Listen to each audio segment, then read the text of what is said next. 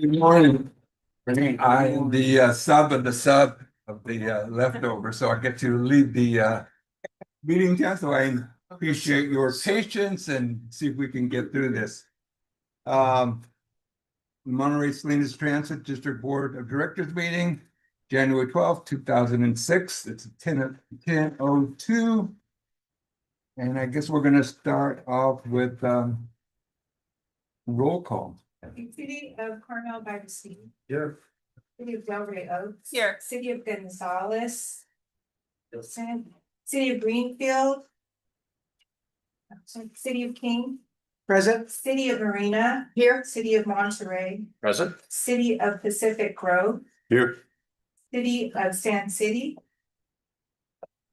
City of Salinas. Here. City of Seaside. Here. City of Soledad. Here. And County of Monterey. Thank you. Wow. So pledge of allegiance, how about Fernando? You want to lead us in the pledge? So we don't have one. We're ready. I pledge allegiance to the flag of the United States of America, and to the republic for which it stands, one nation, under God, indivisible, with liberty and justice for all. Thank you. Sorry. Review highlights of the agenda. Mr. Sidori, Thank you, Chair, Acting Chair, Acting Vice Chair. just acting. Mr. Pretender. Oh, boy. wow. Anyone else? Happy New Year. Okay, we're off to a good start. And on the consent agenda, among the usual minutes and other usual items, we have a authorization to purchase 90 3-position bike racks and deployment kits. And we also have approval to allow the general manager to have our bus manufacturer Gillig do the electrical installation of all of our intelligent transportation systems rather than our own staff in order to save time. You can read more in the agenda. We have special recognitions as this is the first meeting of the year. We'll be recognizing our Employee of the Year for 2025, as well as our Employee of the Month and our General Manager's Excellence Award that goes to a management level for 2025.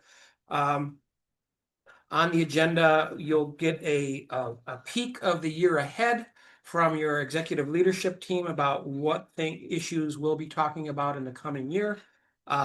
Frankly, we do this because the agenda for this meeting falls during the holidays. So this is for those of you as a reminder, this meeting is generally light on substance and more workshop strategic planning because there's just nobody here in the office prepare the agenda, a more sufficient agenda.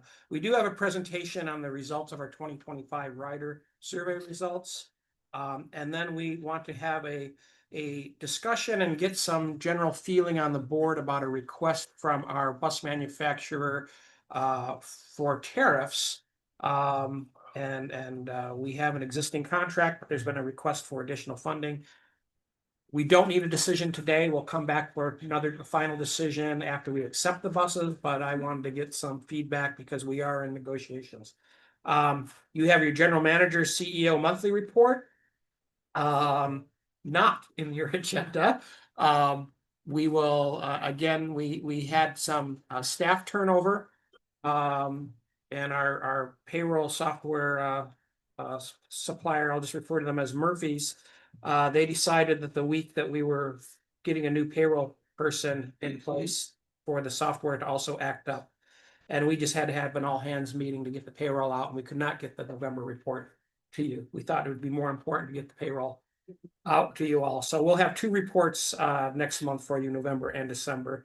There is no closed session, and that concludes my review of the agenda for what you have ahead of you in the coming hour or 2. Thank you. Number 2 is public comment on matters not on the agenda. Members of the public may address the board on any matter related to the jurisdiction of MST, but not on the agenda. There's a time limit of no more than 3 minutes for each speaker. The public is encouraged to engage in respectful dialogue. Failures to engage in respectful dialogue result in speakers being muted or required to leave. The committee will not take action or respond immediately to any public comment presented. But we'll do a follow-up. So let's open up public comment. Is there anybody speaking? Ah, there you go. Thank you. Well, Happy New Year. Nice to see you all. My name's Emily. I just have some comments regarding the rights program. This past weekend, I need to make a reservation and I couldn't get through on Saturday. I couldn't get through on Sunday. And I finally had to leave a voice message, which I normally don't like to do because I don't want to risk it not getting picked up. And then I'll have issues needing where making a reservation where I need to go. The other issue I wanted to point out, it was close to the holidays and I called to get my MST vouchers so that I would get them for January. And come to find out the person was on vacation. And so from there, it just went through its message and then it hung up on me.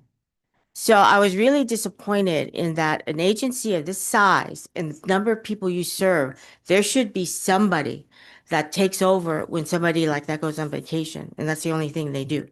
Because then I had to make a note to call because I'll forget to call to get my vouchers.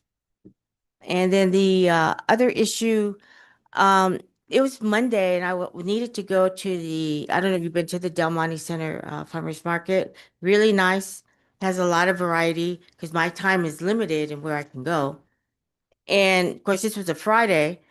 And the problem I had, oh, there are no times available for you. The only time we can come pick you up is 11:10. Well, the market is from 8 to 12. I said, what about picking me up at 8 or 8:30? Oh, we have no availability.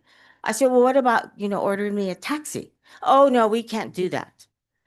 And so I was left where I couldn't go anywhere. So that was very disappointing. I said, well, can't you just put it in? She goes, no, we don't have a time slot where we can order a taxi. And I'm like, I was disappointed with something like that. So anyway, it ruined my whole week. Anyway, thank you. Thank you. And staff will get back with you, I'm sure. Yeah, if there's a mobility person in the, Kevin, could you please get more details on that? Thank you. Yes, sir. Okay. Bit of a complaint and critique with that too.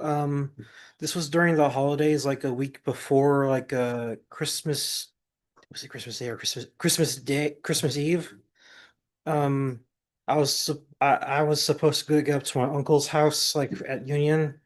Apparently, the 20 doesn't run the same schedule as the 50 as the 59 to Gilroy, and when I called just to see if there was like any time availability spots to catch the 59 in the morning, the first one to get up to Gilroy, then go all the way up to San Jose, then BART.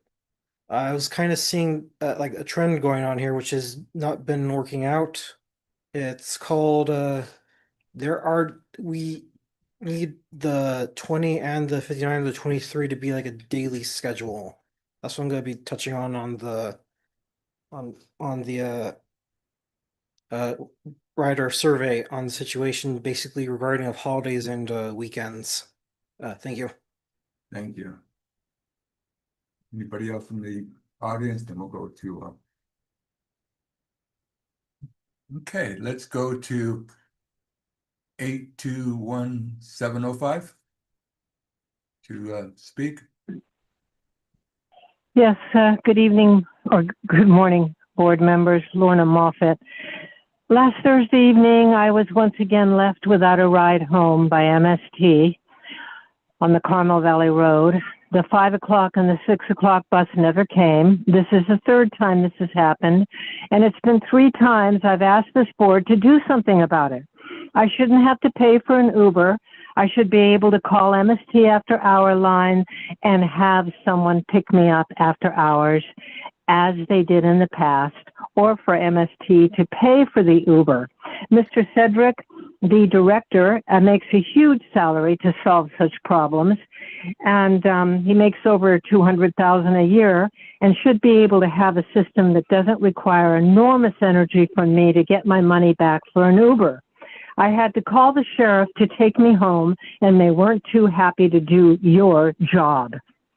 Please, Kate Daniels and board members, I want to do my part to avert global warming and oil rigs in our area, but you make it so difficult for me by leaving me stranded on a busy road at night in the cold and the rain as I did that night. You're being paid to be on this board, but what are you doing to make sure we, the customers of MST, are safe and treated right? I wasn't even given a call back when I lodged a complaint on Friday and have yet to hear from anyone from MST. They lied about their buses being there last time, and I'm sure they will lie again. But I was there and bear witness to the terrible behavior. Please fix this. Thank you. Thank you, and I'm sure staff will get back with it. We appreciate your concerns. Just on a personal note, I know the MST staff suggesting lying is not necessarily a good thing for all of us, and I'm sure staff is doing an excellent job for all what they do. So I appreciate their efforts in moving this corporation forward. Let's go with the consent agenda. These items will be approved by a single motion. Anyone may request that an item be pulled separately. Are there any items? Yes, ma'am. 3.8, I just want to clarify whether it's 12 electric buses or 13 electric buses.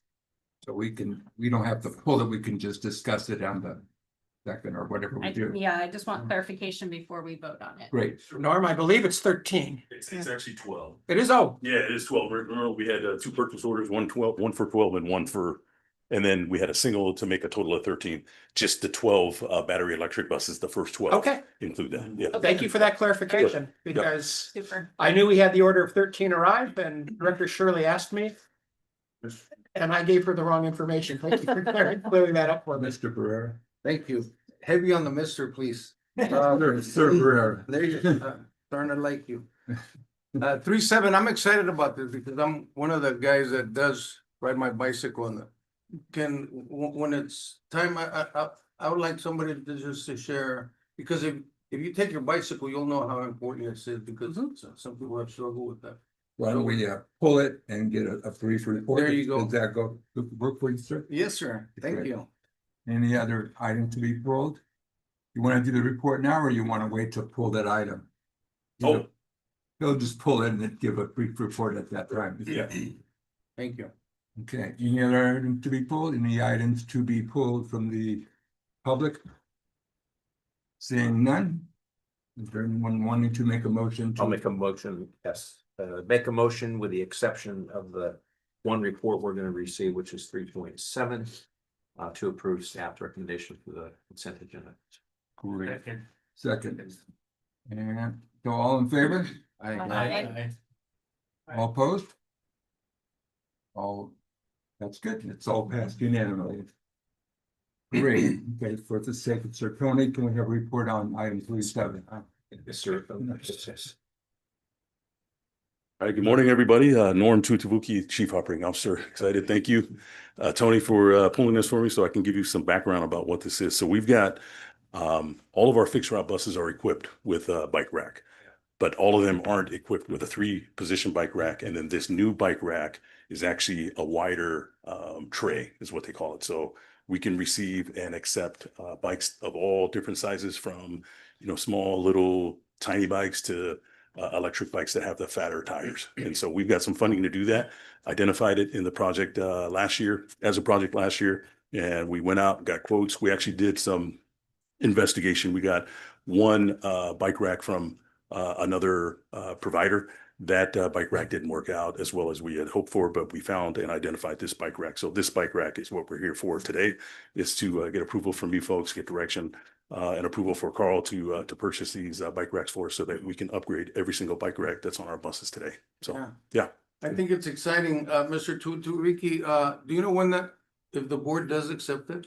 Yeah, as soon as you green light it, if you do green light it, then we'll submit the purchase order. We've already got the quote in the process now, and so once we receive it, we'll start the order process, receive the bike racks, start the installation process, and that'll probably take a couple of months. So hopefully before summer, we'll have those bike racks in place. And you know, just if I could share something, Mr. Chair. For those of you that do ride your bicycles and get on the bus, some people have struggled because there wasn't enough room for some of the electric bikes, and Right. I think that is gonna be great. And what I appreciate about some of your drivers is they modify, somehow they help out people that are struggling with it, and. We so this do. is- this Yeah, will we be do great. our best to try and accommodate all Yeah, bikes. And I've seen that. This will help us tremendously. Absolutely. Yeah. Thank you. Yep. Move to approve. Is there a second? I'll second. All in favor? Aye. Good, okay, Thank you. Thank you. thank you. So it's recognition and special presentations. Carlson Dork. Yes, every 2 years, MST does a in-depth survey of our riders. We get a statistically valid sample. So that means hundreds and hundreds and hundreds of riders are surveyed in person and online.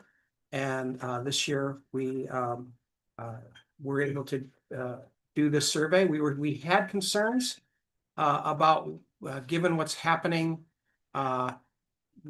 in the South Salinas Valley community, South County communities, concerns about dealing with representatives of government agencies, whether there'd be people willing to share their information. And what we found was that was not an issue this year for us. So our concern was unwarranted.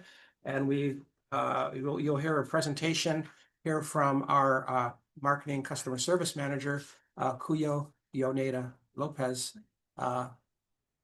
Excuse me? Aren't we on recognitions and? Oh, I'm sorry. I thought he said presentation. I am so sorry. See, I had this whole thing prepared. Happy New Year. Okay. Special recognitions and presentations. Thank you. We'll move on to Employee of the Year presentation. And it's my honor today to get up and present a presentation to Fred Simpkins, our 2026, 2025 Employee of the Year. Fred did an amazing thing, and it was at around this time last year, we discovered that our employees were not being covered by our CalPERS health insurance here in Monterey County.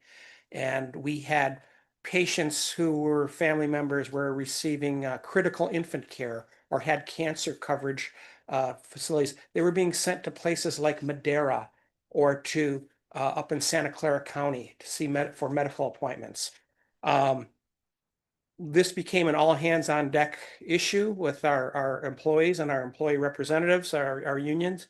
And I was working the political angles, working for our elected representatives, especially those who had budget authority over CalPERS, to see could we put pressure on them to resolve this issue.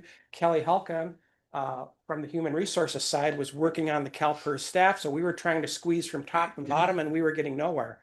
Fred went to attended the board of directors meeting at CalPERS and made a very impassioned plea on behalf of our employees.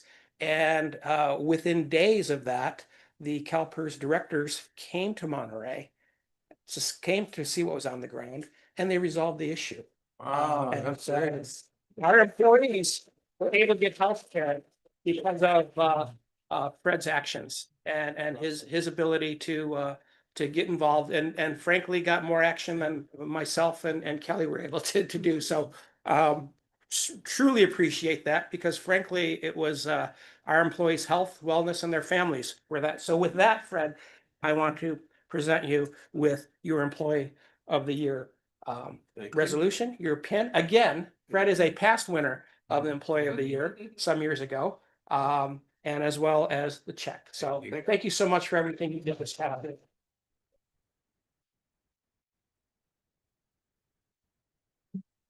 I wrote something down. I'd like to just say it real quick. Absolutely. I get nervous when I speak in front of people, so it's important me to try to get this right. I want to thank you, and I'm truly honored to receive the Employee of the Year. This job's become more to me than just work. It's become part of my life. Every day I get to serve the community, help people get where they need to go, and do something that really matters. That's something I've always taken pride in. I want to thank the leadership, and I want to tell my coworkers and my friends the reason this place feels like home is because of them. We work together, we laugh together, we get through tough days together, and after all these years, you truly make me feel like an extended family. I've learned so much from so many of you. I'm grateful for every conversation in the break room, every wave on the road, and every moment of teamwork that makes this job special. Most of all, thank you for trusting me to do what I love, serving our riders, representing the district with pride. I'm proud to be part of this team and thankful for every mile I've traveled together. Thank you from the bottom of my heart.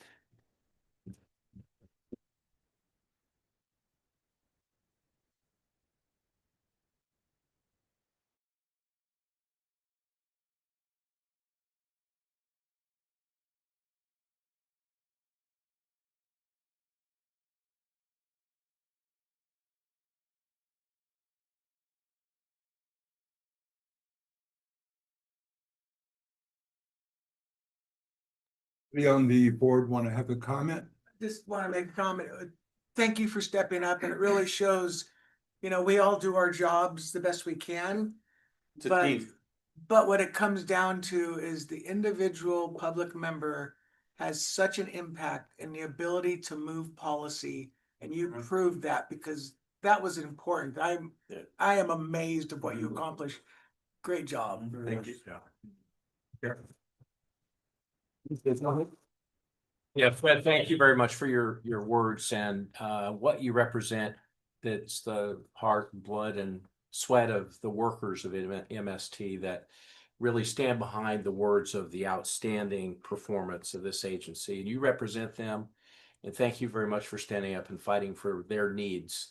And I'm sorry that we did not know that with the right details, but you got in there and brought light to that. So thank you for your hard work, and thank you for exemplifying the outstanding part of this agency. It's the people. Thank you very much. This is you.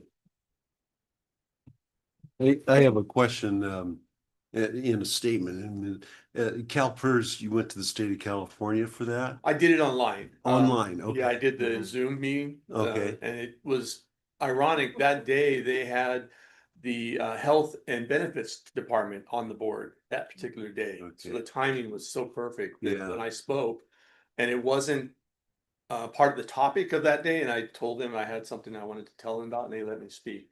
Yeah. Well, congratulations to you, being a former CalPERS member.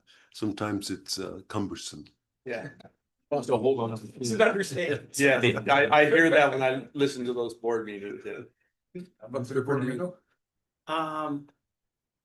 Was he employee of the month last year when that happened? Yes, so our, for our employees of the year, we select from our employees of the month. So I believe it was January or February. Fred was selected as employee of the month for this action. And then, as part of our process, we take a look at all the employees of the month and we pick one to be appointed. So we figured that that was the biggest impact play that we had this year. Thank you so much. And I think it just showcases that we're better together, we're stronger together, and we accomplish more when we work together as a team. So thank you for what you do. One other thing I wanted to thank my wife, Diane. She makes somebody who I am. All right, now let's get Diane up here for a photo with you and our acting board chair. I'm gonna get out of this. No. No, you don't want to be in the photo? Oh, come on. Okay.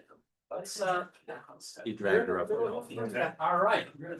Yeah, there we are. Okay. Yes. Absolutely. Great. Thank you so much. All right. All right, great.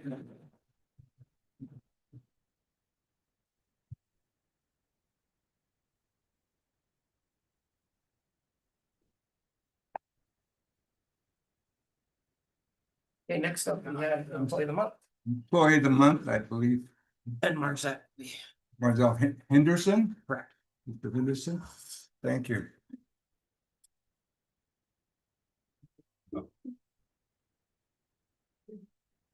Thank you, Chair. Good morning, Board. My name is Marcette Henderson. I am the Transportation Manager for MST. I think we have some visual aids here. I'd like to request to get started. It's just a looping photo deck here. Today, I'm pleased to share announce our Employee of the Month for January 2026. It's Maria, also known as Mary, preferably known as Mary Mendez, one of our most outstanding newest coach operators. She joined us in February 2024 and pretty much made an impact. She hit the ground running in terms of making an impact. She's known for her positive attitude and her uplifting presence among her coworkers and passengers. She's consistently demonstrated exceptional professionalism and frequently goes above and beyond her assigned duties on a regular basis. As you can see here, Mary has voluntarily come in on her days off to decorate the break rooms at CJW and TDA for the holidays.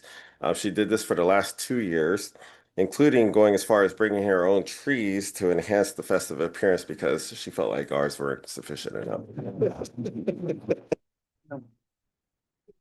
She continued this, in a big way in 2025. As you see here, she supplemented the decorations with a potluck. Mary fosters a welcoming environment by sharing homemade food with her colleagues. Sometimes many of us had, well, actually, she's really known for her tamales. They're delicious. Mary is also beloved by many of her passengers who often refer to her as her favorite operators.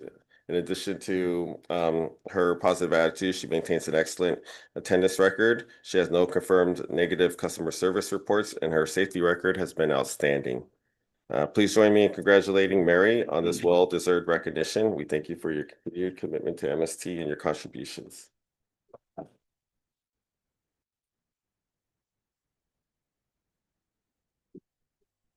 Well, I don't have a speech. I was gonna write one, but then when I started writing, I go, oh, I think I'm only gonna get like a minute or two, and it's gonna be a whole story. So, there's a lot that I wanna say, One thing I do wanna say, I'm blessed to work for MST. When I got hired, I was like, oh, wow, are you sure? Do I have to put my 2 week notice like today? Yes, so, you guys, everybody, my coworkers, management, everybody in MST, they always make me feel welcome. So I love what I do. I'm a people person. I believe 100% in safety, and I believe 100% in customer service. So right now, when I was hearing that, it was hurting me a lot, when I heard the complaints, because I go above and beyond on customer service. So, but besides that, I always like to be positive. I'm a very positive person. So when I go into my job, as soon as I walk into those doors, everything stays behind. All the negative, all the problems. I don't like to bring problems to my work. I like to bring happiness, positive, vibes to everybody. And I've noticed, I don't know if maybe a few of you will tell you guys, when I was in TDA, there was somebody, very negative. Now he's even positive person. And he even told me, Mary, and then he even told me, guess what, Mary? I already gotta run. Good for you, mijo. I go, good for you. So no more negative. So when I'm around them, they're very positive. And I hear I'm talking about a little, no negative, no nothing, Because we all have problems, but then when it comes to work, we need to make the best of it. And that's me. I know there's little things that we could do. And one thing that I do want to mention, I shouldn't because, I'm getting an award, but then I think this is very important. I'm 100% customer service. I think if we do a little bit more training to every single one coach operator as customer service, how to provide how to give customer service, because a lot of us, we need a little bit of help, a little push, not just say, hey, I'm just a driver. No, yes, we are a driver, but we need to also think customer service. Yes. Because at the end of the day, we're here because of our customers, not only a paycheck. We need to take care of our customers, and I believe that. So Thank you very much. I'm willing to train everybody. I'm willing to give classes to all the port operators as customer service. Future transit motivation.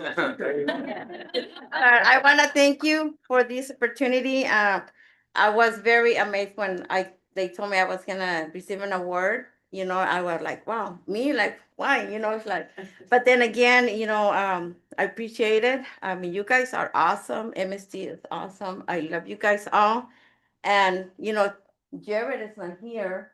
But because of Jared, I'm here. Wonderful. He believed in me.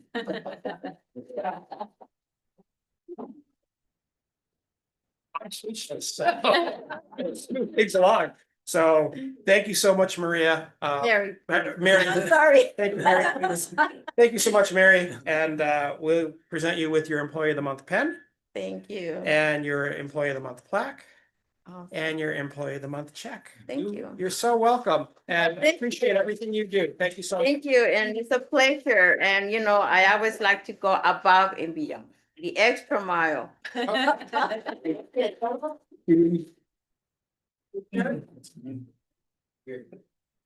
your workout? Close to the rain. This is about too much. Why don't you get here? Do you have anyone here with you today, Mary? No, they all had to work. Okay, come on in. Okay, North, all right.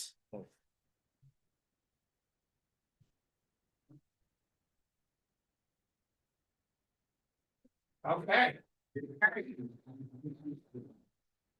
Does anybody have any brief comments about the Marie?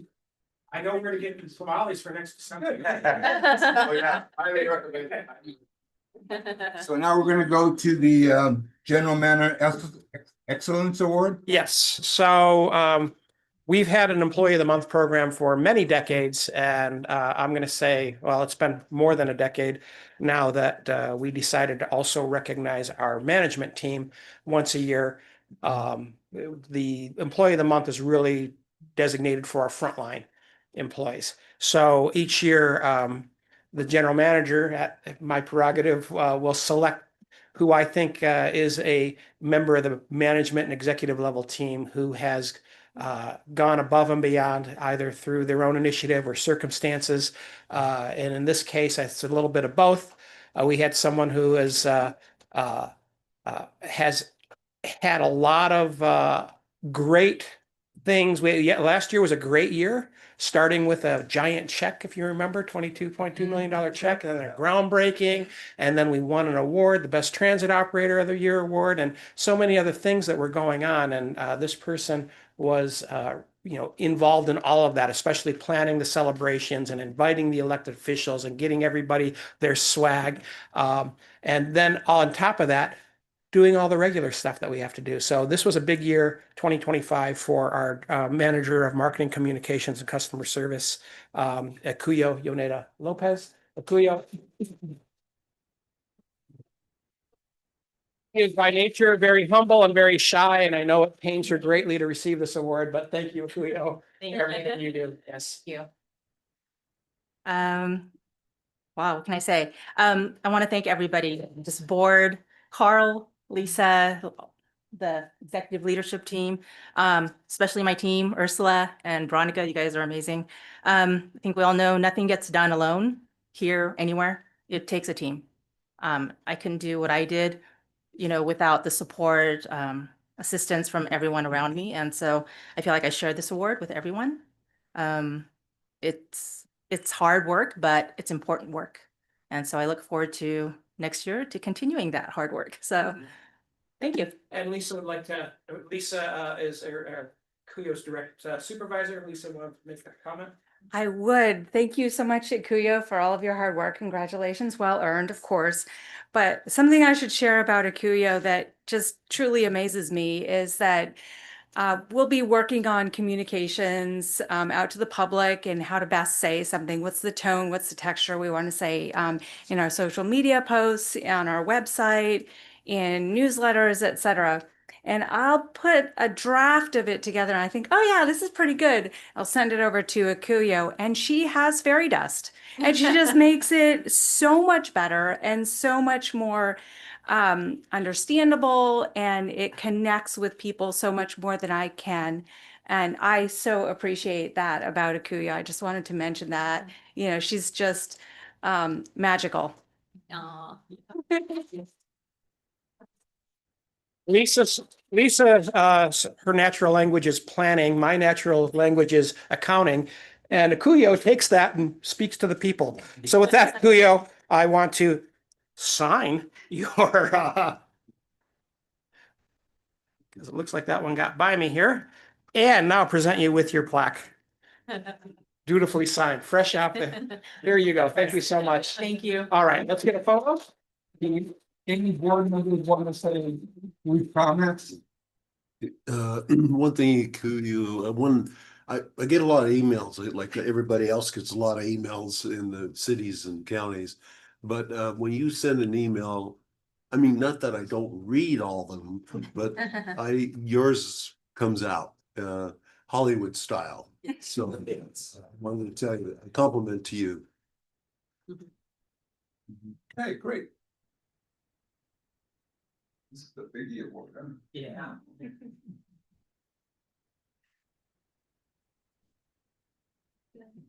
No, fantastic. It's Akuyo, not me. Thank you. I think this draws to a close our recognition. Yeah. Palooza. And there's no public hearings. Action items, receive an update from the executive team on project plans and programs of the year and emerging issues. Yeah. Yes, thank you, Chair. We have a PowerPoint presentation that we'll be loading up. So again, this is really designed as for your board. We historically use this January board meeting as a update on action plan, strategic plan, but we just adopted a strategic plan that you just went through the process. So we're only a couple months into that. So I thought for this month's presentation, we'd ask each of the senior managers to spend no more than 10 minutes a piece, just going over the year ahead and what you'll be seeing coming before you this coming year. So with that, go to the next slide. We'll start with me. So from CEO's update, we are we'll be coming back to you with the results of some opinion and polling regarding the Measure Q sales tax renewal. As you know, Measure Q will expire in 2029. So we have 2 bites at this apple for a renewal for 2016 or possibly 2018.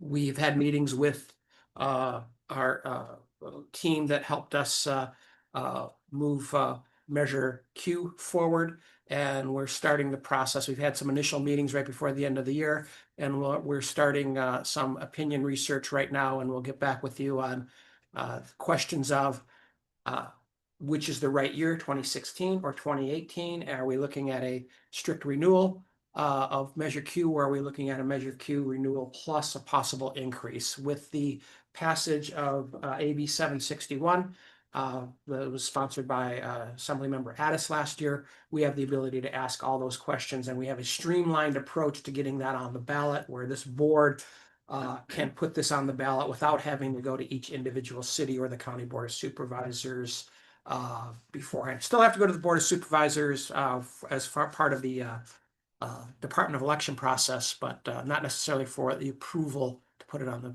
ballot. From a federal legislative side that I worked within, where we have some issues. Biggest issue is the reauthorization of the transportation bill. This is the 5 or 6 year funding plan that will guide transit investments over the long term. That will be expiring in September. Generally, there's a continuing resolution, but who knows how long that will take. But we will be preparing ourselves and lobbying. I'll be going out for Washington, D.C. In next week to have some preliminary meetings with our elected officials and key committee staff. One item that we were able to place in the National Trade Association's docket and platform, I was able to show that changing the eligibility for the rural transportation investment program, the one that we took advantage of in King City that got us a rate of a loan at half the federal rate. That's currently capped at populations of 150,000 or under, and Salinas is just over that at like 152,000. So I was able to convince our national association to up that number to 200,000, and then the city of Salinas will be able to take advantage of that, not just for transit projects, but for other transportation projects as well. So we look forward to getting that into the legislative record.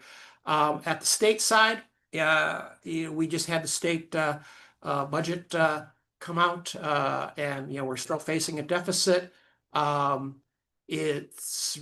budget was largely silent on transit investments. We want to make sure that those commitments that have already been made are committed to, and we actually see the funding that's coming to this region from the cap and trade and other sources.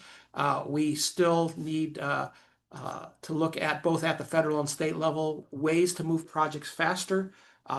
Permit reform is greatly needed. Our SURF project is an example of some of the excesses of permit requirements that can delay projects and cause unnecessary cost increases over time. So we'll be again looking at funding and permit reforms and ways to streamline processes to build greenhouse gas reducing projects faster, so we get the benefits quicker and serve our communities better. From a local policy level, we'll be meeting, as we had already discussed, a transit priority policy, and so we'll be looking at that and coming to your communities, making presentations on that. Something that is emerging as an emerging issue, especially in Salinas. We're still trying to get to the bottom of it, whether it's rumor or fact, but parking, bus stops, and red curbs outside of school zones.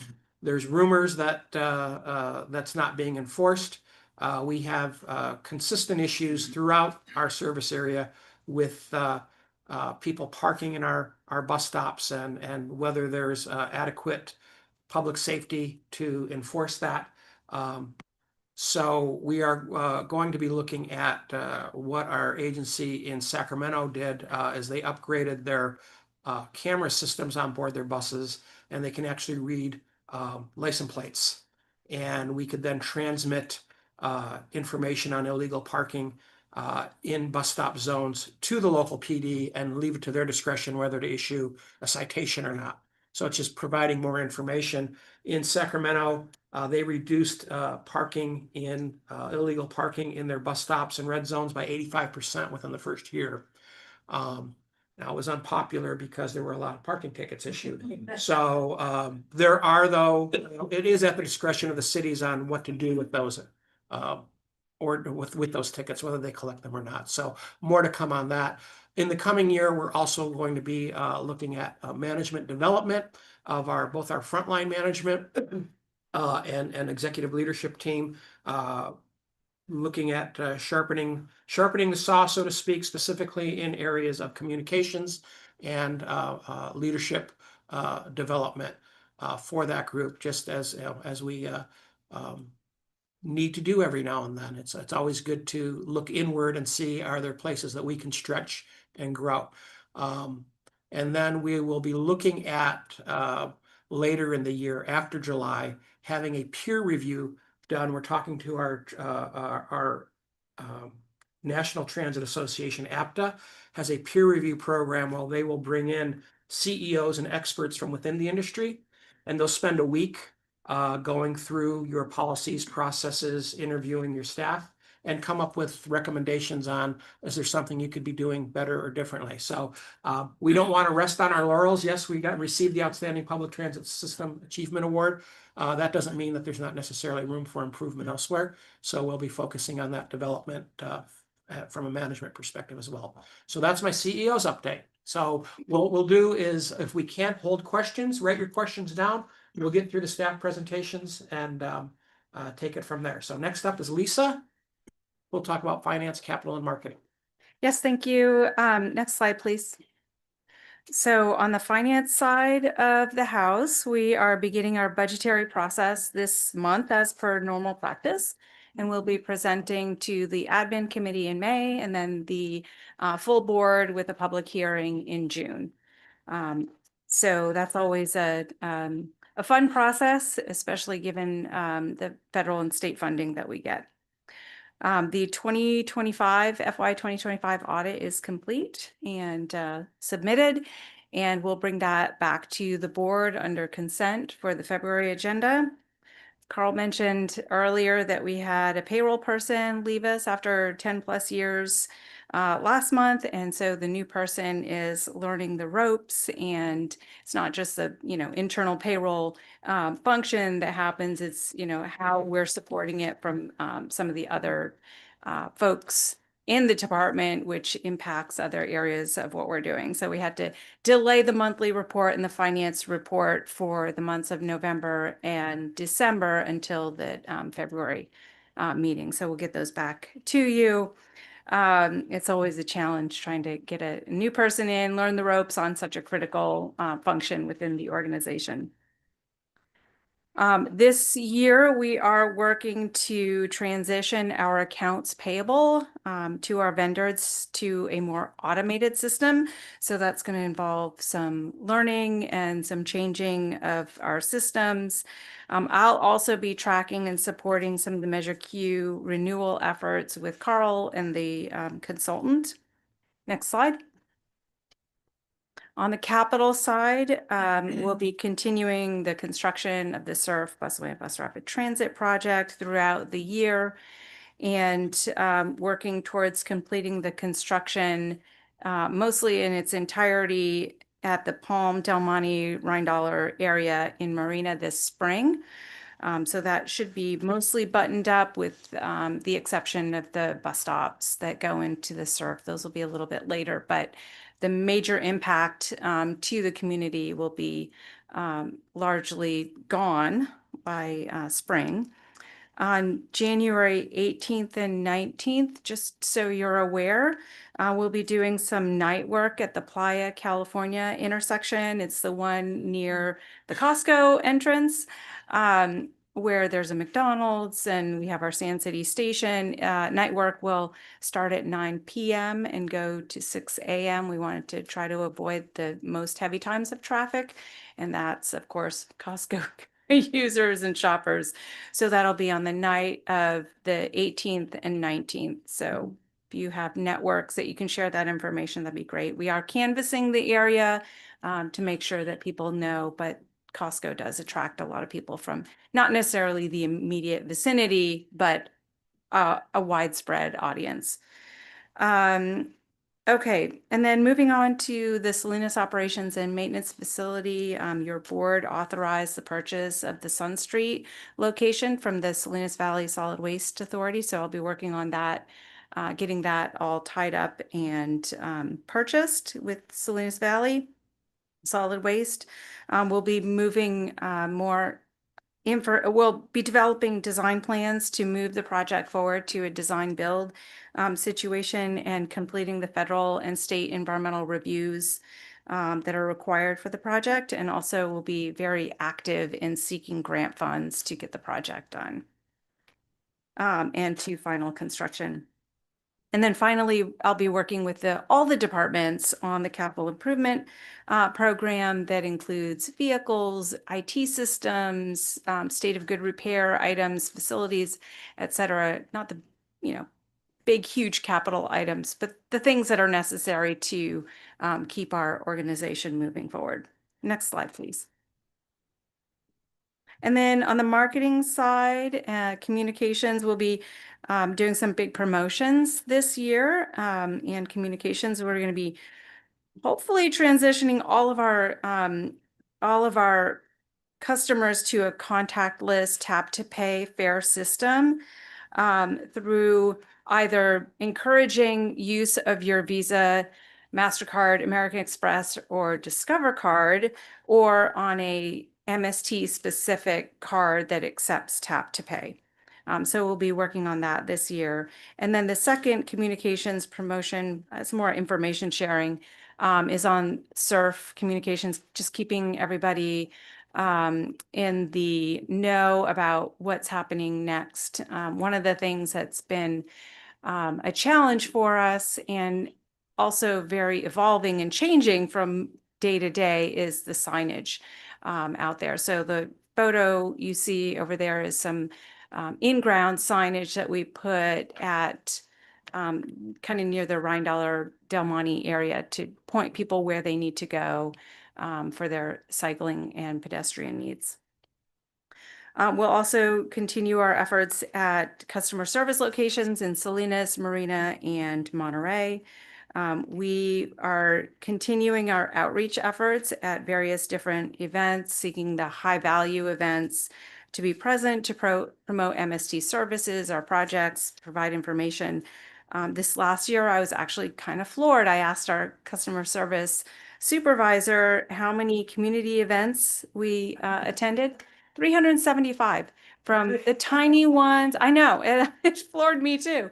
From the tiny ones, we're just setting up a table at a school for parents to, ask questions, to some of the larger events like being at the Monterey County Fair or Jazz Festival or things like that. So we're definitely out there and present. And then finally, I should mention that our 2025 annual report is complete at the printers and it will be delivered and mailed late next week or the following week. So you should get it in your mailboxes shortly thereafter. We're very excited. I think you'll like it. That's all I had. Thank you. Thank you. Okay, next slide. We have Norm for our operations and maintenance and facilities. All right. And Thank you. Thank you, everybody. Appreciate it. Norm Tuitavuki, your Chief Operating Officer. Appreciate the opportunity to be here today to give you some updates and tell you about what's happening in my department. So about 80% of all the frontline employees in some way, shape, or form report to my department. So about 80% of all the employees within MST work in some capacity within my department.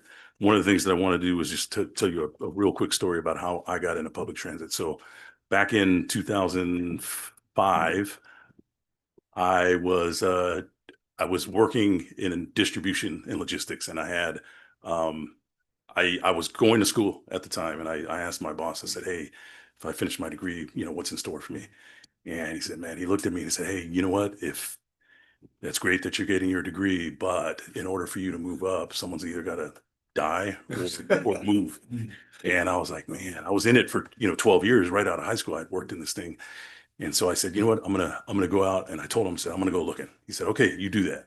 So I went looking and I applied for a position in Stockton, where I'm from, at the local transit district. And there, I think it was like March of that year, they called me in October and said, hey, we're interviewing. So 7 months later, right? And I said, hey, I've got a job already. It's been 7 months. They said, oh, that's the way transit works. That's the way public agencies work. We're very slow, but we're excited to have you. So anyways, this year's my 20th year. That's how I got into public transit. And I grew up riding buses in Stockton.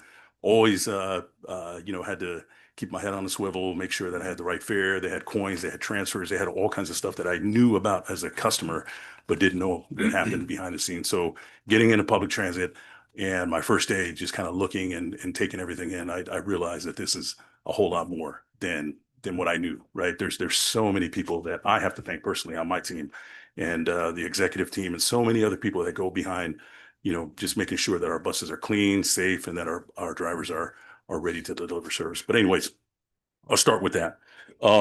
Here in California, we are in a weird kind of period right now. We're forced to transition our buses to zero emissions.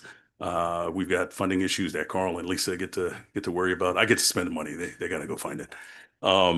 But I did want to say that statewide, we as transit operators are being asked to deliver more while ensuring that we're maintaining regular service, that we're maintaining our buses, that they're safe, they're clean, and that we comply with the zero emission bus mandate.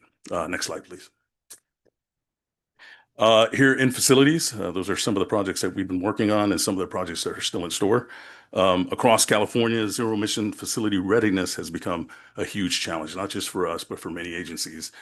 In California, a lot of our transit agency colleagues have went over to hydrogen, and there's been some funding issues that they're dealing with. So some of them have paused their hydrogen programs. We have paused our hydrogen program as well, but we're going to continue doing what we have to do to ensure that we meet our expectations, our goals, and our requirements for the zero emission bus mandate.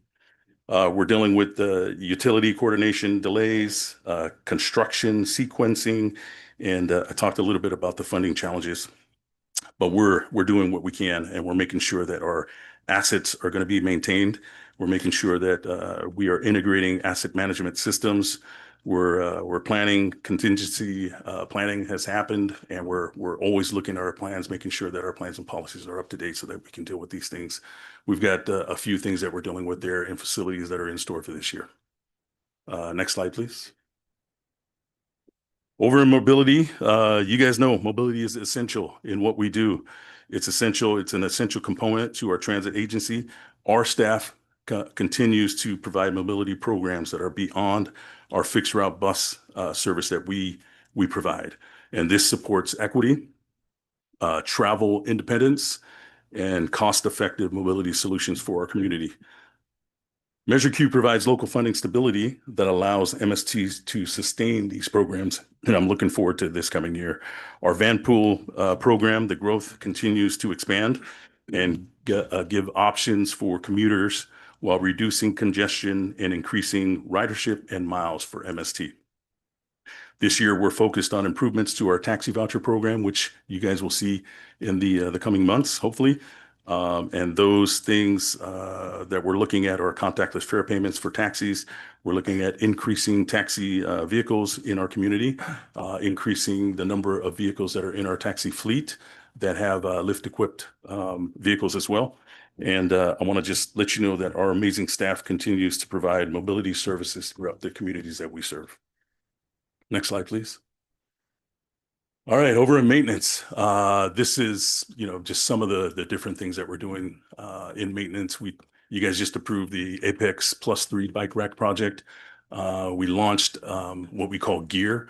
It's the Grow, Educate, and Advance and Repair program. And this is an apprenticeship program that allows us to identify folks within our workforce, frontline workforce, who are interested in working in our maintenance department, their vehicle maintenance. They apply to the program, we test them, and then right now we're taking the top 3. And as we are able to expand that program, we'll take more into the fold, but we've got funding that's going to allow us to do that. So those are just some of the things that we've been working on and some of the things that are coming your way. So we've got the Vantas upgrade project. We're upgrading all of the vehicle computers that are on board in our buses. We're going to be working with HR on our second annual Maintenance Transit Career Day that happened earlier this fall, and it was a success, and we're looking forward to hosting another one of those things. Next slide, please. Contracted services, we've got some improvements that we're looking at making.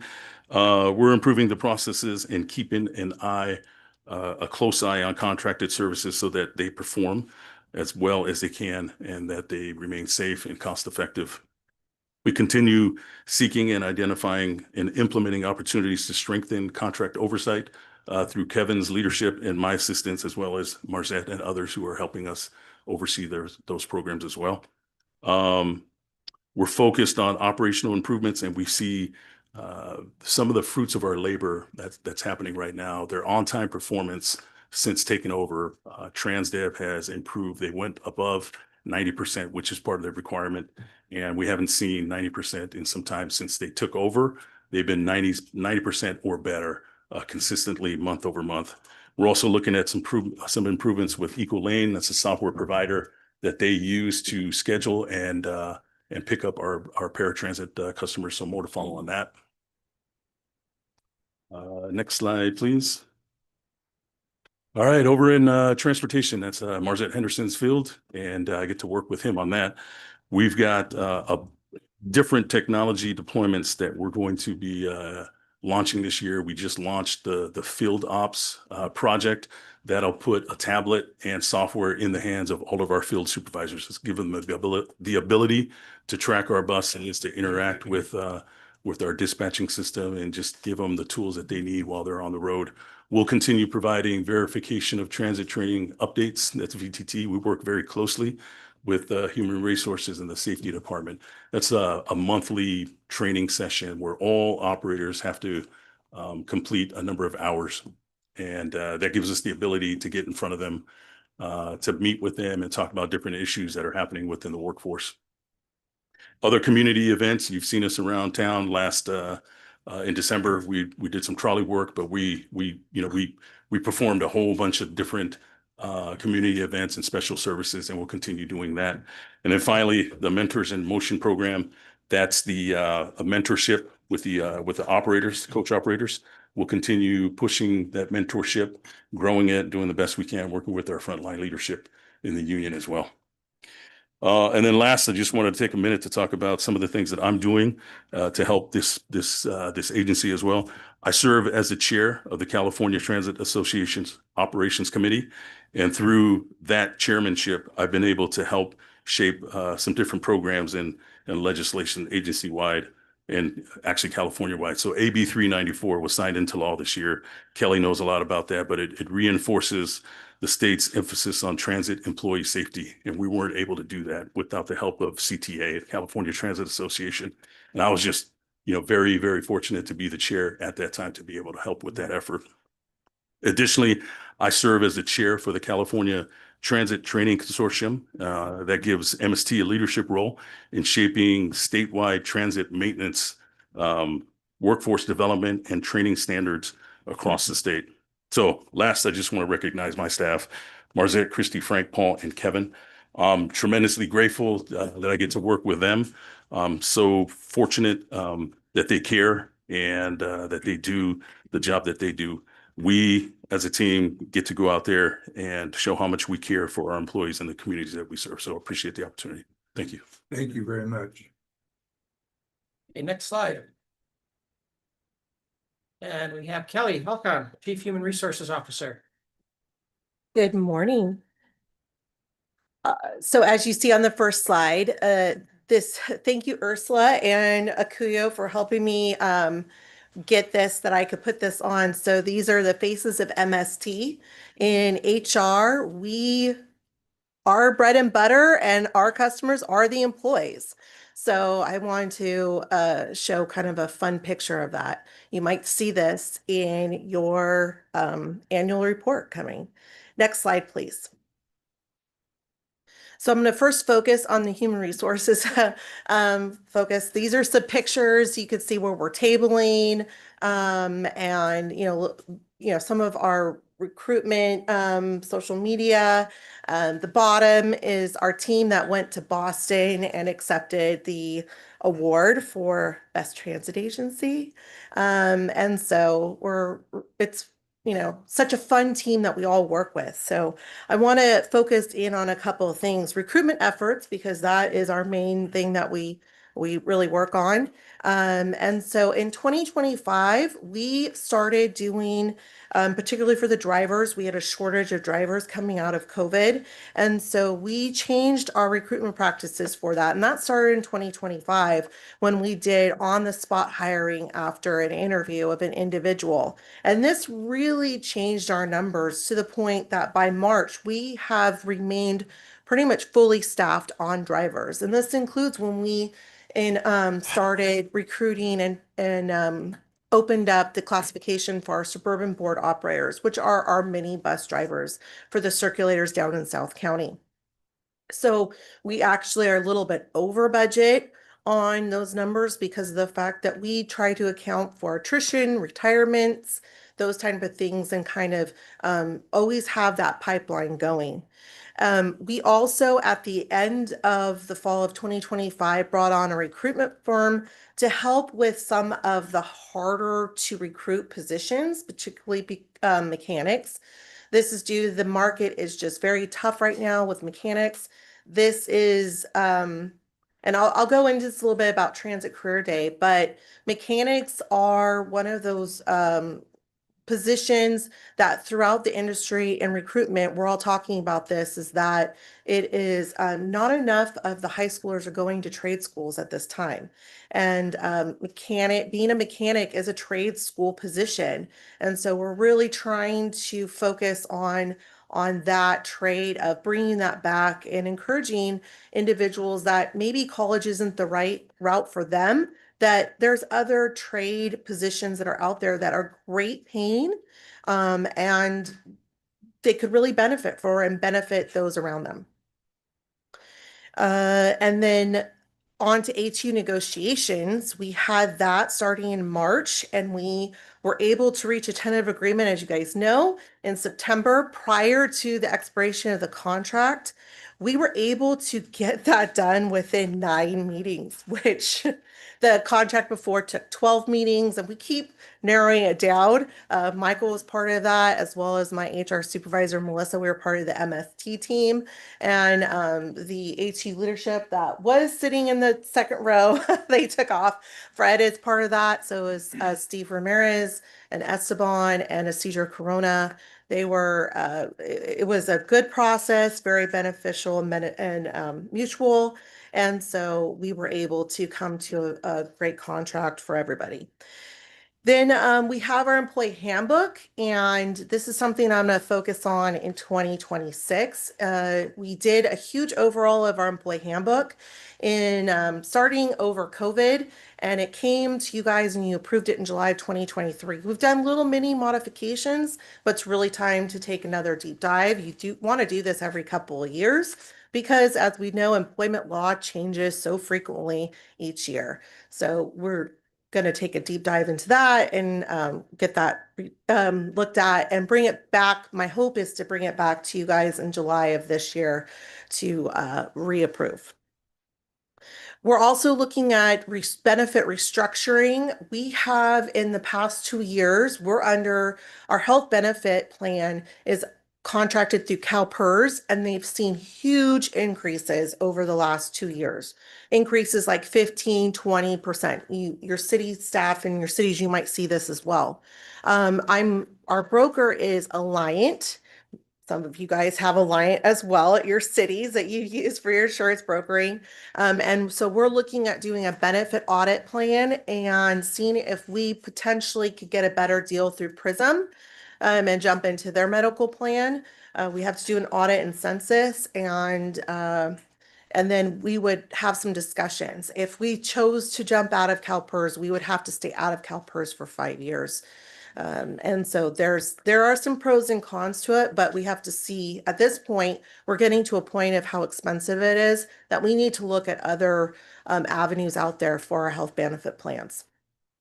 And then, as Norm mentioned, Transit Career Day. We had our first annual Transit Career Day that was sponsored by APTA, American Public Transit Association. When we were in Boston, they announced it. That was in September, and the date was in November. So we had to quickly put a committee together and work on doing that. And there was many different ways to do it. We at MST made a decision that we wanted to focus on mechanics. And so we did a reach out to the local high schools and junior colleges to encourage them to come for a day and actually a morning and experience what it was to be a mechanic at MST.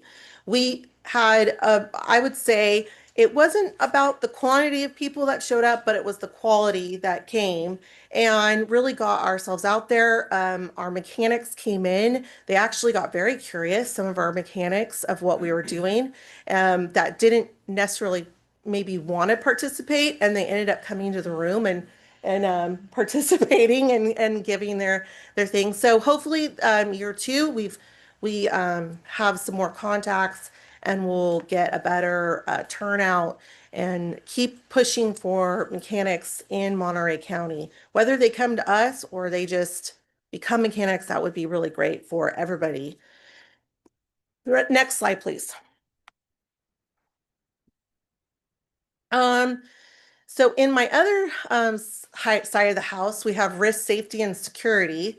And that's our, you might recognize that picture on the bottom. That's going out in the training course. And usually around this time, we invite the board members to come out and our management team, and we do a little bus rodeo. In June, it's safety month. And so we do a safety barbecue and with the employees to congratulate them on keeping everybody safe and the numbers. So the first thing I want to talk about is the use of data to drive safety changes. We collect data. MST is data driven. Sometimes the technology just isn't there to really crunch that data. But thanks to Emma and Natalie, they decided to do a deep dive into our accident and incident data, and they were able to use some of their technology that they use in planning with GIS, and we were able to actually see where a bulk of our accidents were happening, our preventable accidents. And some of it is quantitative data that we hear from the drivers in my department, but this actually showed that what the drivers were saying was correct. And we've been able to make some changes in routing that made it more safe for keeping down our accident numbers, but also for the general public. And then also, we're using that data in our conversations at the cities about when they're talking about road diets and changing the widths of the streets to show them that this data of what can happen when it's just not, the roads aren't developed or designed safely. Number two is driver safety. This has come up. You guys talked about it a little bit last year, and this still comes up within the strategic data plan. At the beginning of January, the state of California had implemented for every employer workplace violence training. That was mandatory. That's on an annual basis, and reporting of that. So with us, we already had some of that was done, but with the required reporting, we were getting more data in. And so this data that we take of assaults or just aggressive behavior, we're able to analyze that, and it's being discussed at our safety committee meetings that we have 3 times a year. The safety committee is led by Jared Augusta, a risk and security manager, and Daniel Marilano, our safety training officer, and they work with management and our frontline employees at looking at accidents, data, and also now the workplace violence reporting. And we've been able to make some changes based on everybody coming together and making suggestions of training that we do at our VTT that Norm mentioned. So my department actually develops the agenda for that, and we do the training of that every year. Then while we were in Boston, something interesting came up was in the workforce development committee that I'm part of. We were recognized nationally for our driving training program. And so our driver training program is one that's listed as a go-to example for other transit agencies to develop and use, which was very interesting and cool to know.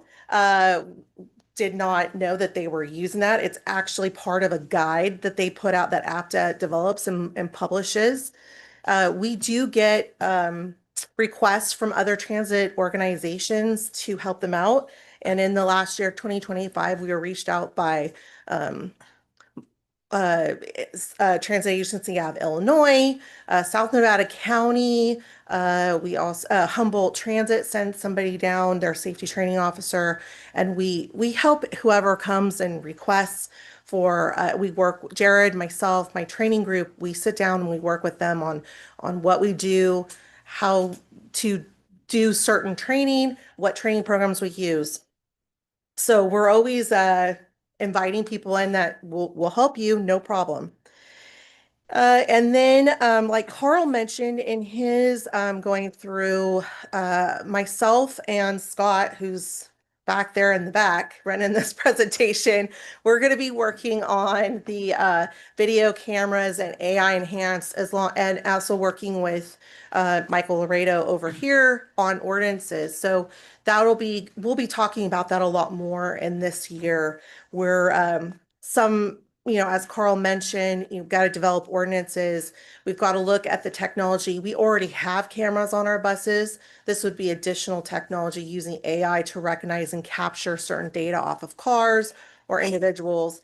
They're already doing this in certain cities as far as capturing, using AI to capture license plates in New York City, AC Transit, SAC RTD does this, MTA in Boston, as well as LA Metro. So we're going to reach out to them and get some guidance of what they're doing and use maybe some of their documents to look at vendors out there. So that is what we'll be doing. And I just want to thank my team. That's Melissa and Yasmin and Denitza. That's my HR side, my recruiting. They're awesome. And then my risk and safety and security. That's Jared and Daniel and Demas and Mark and Jaime. They're just a great training team, and they, couldn't do this job without them. So thanks, guys. Thank you so very much. Next up, next slide, we have Mr. AI. Next slide. Okay, information technology, Michael Coleman. Yes, and hopefully the board will be appreciative. I've got this single slide. We will keep it brief. Good man. Yes, thank you. So one of the interesting things about being a chief information officer for a public transit agency or any agency is it's almost a career cliche if you choose to be in information technology, is that everybody's technology project is an IT project. So my list of things that the agency, we are doing from an IT standpoint, while it's relatively short, that is taken in conjunction with the fact that I think if you've seen from the presentations from so many of the other ELT members here today, we're doing a lot of technology stuff here at MST right now. With that said, these are the ones that, bringing to the attention of the board from the standpoint of these are probably the hottest issues that I'm dealing with in 2026. First and foremost is completing our tap to pay migration. We as an agency have made a commitment to go fully onto a tap to pay system in 2027. That is going to mean transitioning cash collection off of our vehicles and moving it to our customer service centers and other areas where we'll be taking that, and then it will be tap only on the buses. To do that, there's a lot of pieces and deadlines that we have to meet in 2026 to make that happen.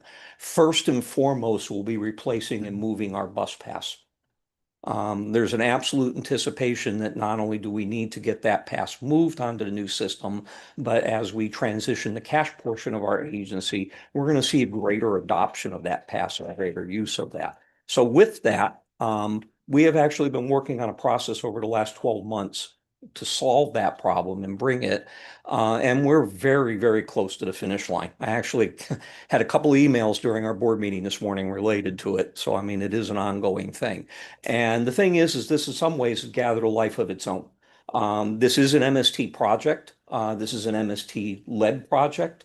The request for proposals that are going to be issued to financial agencies probably in the next week or two is going to be from this agency and published on our site. But it actually is now a cooperative regional project that is involving 8 other committed agencies now, and very, very likely a 9th.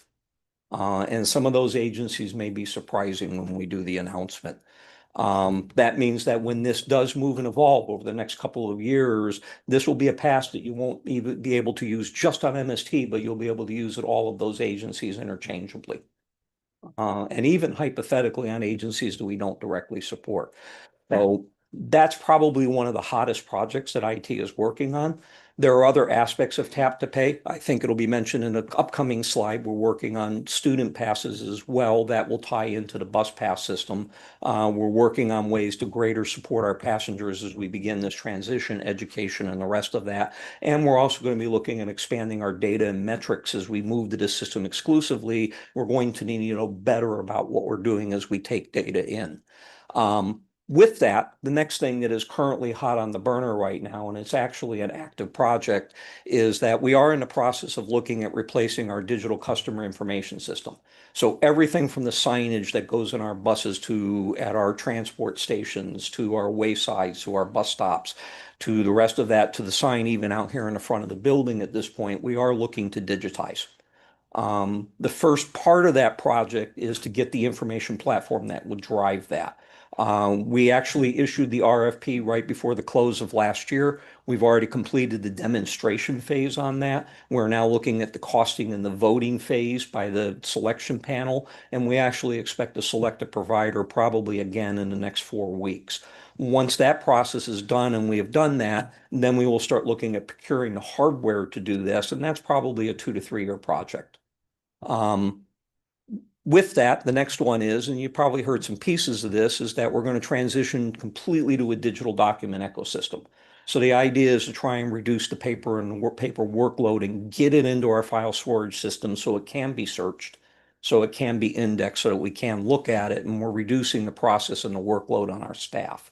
That is also a multi-year project. Some of that will be in accounting, where we're automating our processes and paying. Some of that will be in file storage, bringing Teams and Copilot AI more into the systems. And we will be looking to issue an RFP here probably middle of this year, maybe a little bit later, that will be engaging some expertise to help us to begin to design that system and set it up. Last are the two perennials that I would say that are out there with IT right now. We did a presentation in October. I think a lot of people saw that. We're constantly looking for ways to strengthen our cybersecurity posture. The threats are continuing. They are never ending. If anything, they're getting a little spookier. We have a wonderful team here that we've developed over the last 4 years. I see the stuff that they do every day, and it's amazing the number of things that we take care of that really don't bubble up to rise to the level of even informing the greater organization that we've stopped that at this point. With that, looking forward, I actually do anticipate that, the attacks are going to increase. We're going to see more creative ways. Everybody is probably getting sick of this word, but we're probably going to see AI increasingly used for cybersecurity attacks, and we'll probably be looking at it for defenses. And last but not least, that does bring up AI. I think you probably heard a lot of the other staff talking about AI enhanced technologies. And as this has evolved over the last 2 years, you're going to see a word in 2026 get used a lot more often now, and it's called agentic AI. And that's as we begin to differentiate the type of artificial intelligence as we're looking out there. Agentic AI is a little bit different than what you've seen on ChatGPT or Copilot, or what they call large language models, or very general AIs, where you just go in and type a question and you hope for a correct answer. Agentic AI is much more targeted. So we're looking at things, for example, an agentic AI would be something that specifically is designed for the purpose of scanning license plates. Or you may be looking at something that is specifically designed to look at certain patterns in public transportation. And it's very narrowed, and it's very focused, and it's very designed to get what I would call results that actually enhance productivity, instead of sort of giving us this, we're going to try and answer everything for all. I actually am much more excited about that type of AI than I really am about the general AI. And I really honestly think in the upcoming year, we're going to begin to see more projects here at MST that begin to focus on those specifics. So with that. Okay, batting cleanup and bringing us all home is our Director of Planning and Innovation, Michelle Obermeyer. Save the best for last. Yeah, absolutely. Good morning, everyone. Next slide, please. As the sole public transit operator for Monterey County, MST consistently sees a demand for more transit service. AMBAG is forecasting over 20,000 additional housing units and 30,000 jobs in Monterey County by 2050. In Salinas, we're already seeing some of those expansions. It might be hard to miss the Amazon Fulfillment Center if you're coming in from South County. And we're in early discussions right now with the developer that's working on the Barden Ranch tentative subdivision map in the northeast part of that city. Affordable housing is also getting constructed in South County. So that picture on the top right is in Greenfield. We worked with the developer to get a bus stop installed there where a new 100-unit multifamily complex went up. So these types of developments will continue, and MST will see pressure to expand its bus service to areas that we don't currently serve.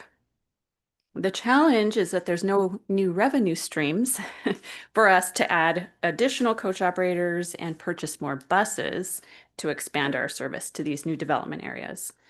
In the case of Amazon, we've had several meetings with the developer and our van pool program manager, and we're looking at van pools as an innovative solution to help the commuting needs of those future employees.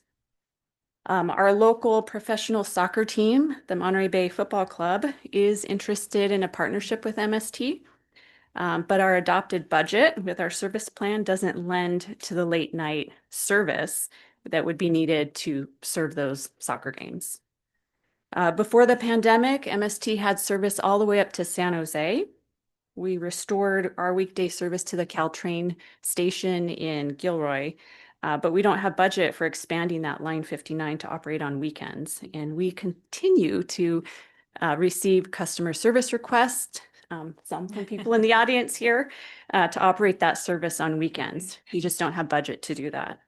So the Better Bus Network was about an 18-month-long planning process before that final network plan took effect. As we're seeing in Monterey County, our background traffic congestions are increasing and MST's on-time performance is affected negatively. The SURF project will be starting service in about 2 years, and we need to look at how our local routes will connect with that regional service. So we're almost due for our next comprehensive operational analysis. The last one we did cost just under $500,000. Quite costly. We have a grant application in to Caltrans right now. We should find out by the summer if we'll get awarded the funds to hire a consultant and start that next service plan. Next slide, please.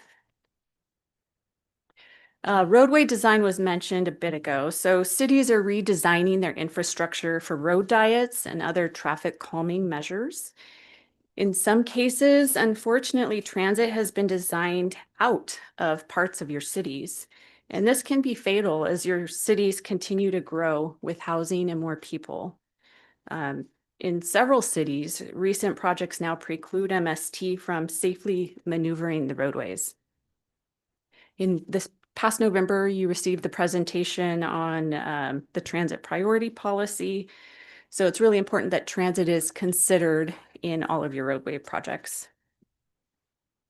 We do have a Designing for Transit guidebook that has the dimensions and MST's roadway specification needs. And the guidebook has been around for decades and it gets updated as needed. The TAMC Technical Advisory Committee is made up of many of the public works directors from your cities. Our staff here at MST engages with those directors, the planners and the developers in your city so that they're aware of this planning tool. We did receive a grant last year to update our Designing for Transit guidelines. We're out to bid right now to select a consultant, and so that should start later this year. I would appreciate your help in talking with your city staff and asking them to be actively involved as we update this. It will be coming back to the TAMC TAC, and we'll be looking for your city staff to provide feedback as we update that guidebook. Next slide, please. MST has partnerships with the 3 colleges, and through a combination of student fees and general funds, the schools allow their students to ride MST for free anytime during the fall and spring semesters. The 3 schools have a variety of student IDs. And it can be challenging for our coach operators to verify student eligibility among the many other things they're doing driving the bus. So Hartnell College students show the coach operator their smartphone that has their ID, and the coach operator has to verify that it's the current semester, and then they hit the designated key on the fare box so that we can record that passenger boarding, and then MST can bill the college the next month. Cal State Monterey Bay student ID card works with our current fare box, so the student swipes the card to record that boarding. MPC's card used to work in the fare box, but this past year they changed their student ID, so they're not compatible with our fare box anymore. So in this case, the coach operators have to visually inspect the card and then again press a key to record that boarding so that we can bill them. As we're moving away from the fare box, this is going to be a pretty big issue for us. We notified all 3 schools last February that MST will be doing away with the fare boxes. And so we need the schools to work with us on an alternative method to verify and record these passenger boardings. So we're working with the schools. Right now, Hartnell College is the partner that Michael and his team and consultants are working with for student eligibility. So ultimately, they need to get on the tap to ride system so that this partnership can continue. So that's an emerging issue as we move away from the fare boxes. And then I'll just close by saying I do have a team of 6 who help with all of this, all these different areas. So Emma, Natalie, Dave, Danny, Susie, and then we just recently hired Jack. So thank you to all of them for helping us stay focused with the planning, scheduling, routing, and grants. That's it for me. That's what's on tap for 2026. So why don't we stay focused and try to ask questions around the room of the executive team. So I do want to follow up on what Norm talked about specifically on the training aspect. So King City just went through our comprehensive plan and youth violence program update of our plan. And the main component of that is creating pathways for jobs for those in the high school level. So what's interesting to me is as we go forward is how do we connect with MST, coordinate our needs on the apprenticeship program and job training skills for the gear, mentors in motion, the transit training consortium. I'm getting, all these are definitely, and then what you brought up, Kelly, specifically on the mechanics needed, because what you said that for not every individual, college is the pathway to a successful career. And then Transit Career Day is the need. Our focus will be specifically on a finite group of individuals, roughly 60 high school kids that are in Portola Butler. And the goal is to get them into a pathway to jobs. So the mechanics portion, having the facility down there, those to me are very, very interesting ways that MST on your goals can partner with the city's goals. So definitely want to make sure we stay connected on that and how can we coordinate to meet your needs and at the same time provide the information and the ability for these individuals to get into these programs. Can I add a little bit to that? Is we are also interested in that, especially because we have the harness center, which is going to host the mechanics program, I believe, and that will be a great opportunity for all of us cities in the South County, so we can have a center where all this training and internships can be developed. We have a lot of people, and I agree with you. There are kids that don't want to go to school; they just feel different. And we have to create opportunities for them so they can develop. I have friends who work in trades that earn close to $250,000, and that is an opportunity that our children could have, including young parents. Because we have a lot of young parents that work in the fields and have a lot of abilities that could be utilized with those programs. So that was a lot of questions and statements. So Norm and I will try to tag team. I'll start, and if I miss something, Norm, knock me out of the way and join in. So actually we started working first with Hartnell on a potential apprenticeship program prior to COVID. There was there was some things that they wanted to do, but they had staff turnover that it created stumbling blocks of moving it forward. What we were lucky about at MST is that there is the California Transit work train works. California Transit Works that kind of and what's interesting about the program is it's back funded by ATU, our local union. Not the local, but the international. And so they approached us and we started with the mentorship program first. And in those discussions with them, Norm, myself, Frank, Marzette, they started talking to us about apprenticeship. And there's different levels of how you can work it.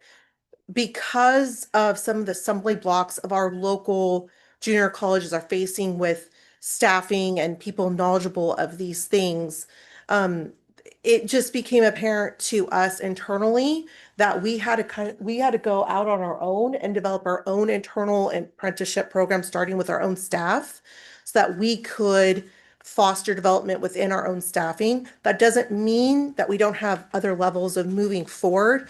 That was just the easiest, fastest path. Carl and myself have had conversations with the Monterey Peninsula Unified School District Superintendent about potential making a partnership with CTW and getting funding to work with their shop programs at Seaside High, Monterey High, which Monterey High's ties directly into MPC. When we did our Transit Awareness Day, we actually had somebody from the MPC program show up. And so we were talking with them. It's been very hard to pierce into the junior colleges locally to get momentum. So when it came to Transit Career Day, we did send out a flyer to everybody. We didn't really get a huge response. And I did send it out to the South County board members. And so we'll continue to do that and work with the board, and you guys share it with whoever you have, or if you guys know of programs within your cities that we're not even aware of, please share that with us as well. And then we can continue to, as things come about or opportunities come about, we can share that. And then I'll let Norm tag team. And before we start, Norm, and this is why I'm bringing this up. This is we just updated our plan. It was adopted in December, so it's brand new. And the focus is specifically on finding on a finite set of kids. It's city generated with school buy-in at the high school. So what we've done is to eliminate as many barriers as possible to streamline this and help us facilitate those conversations to create that access point. Sure. So Yeah. this is why this is very interesting to me, especially on the mechanic side, because we can tap on into what you're doing.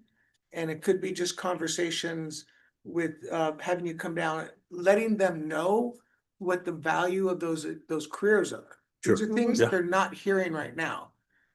And sorry to interrupt, Norm. No, that's okay. Yeah, so I did want to provide. Just in general comments.